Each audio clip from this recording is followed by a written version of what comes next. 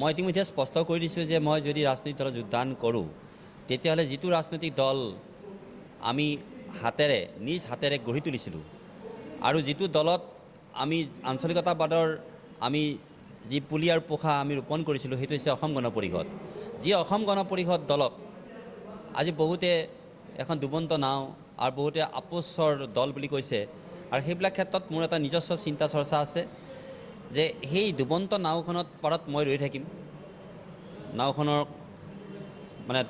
হাতত ধৰি পেলাই মই থাকিম। যেতিয়া 21 চনৰ নিৰ্বাচন যেতিয়া শেষ হৈ যাব, 21 চনৰ নিৰ্বাচন শেষ হোৱাৰ পিছত যেতিয়া সকলো ৰাজনৈতিক দলৰ যিবিলাক মূল্যাংকন কৰিব আমাৰ জনসাধাৰণে, তেতিয়া মই দেখিম যে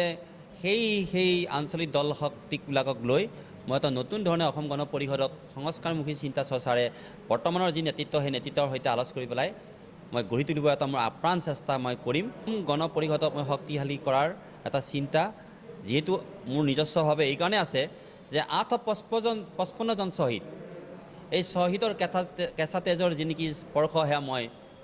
মোৰ হাতত আছে আৰু মোৰ অন্তৰত আছে আৰু সেইবাবে মই এই দিশত আগবাঢ়িছোঁ।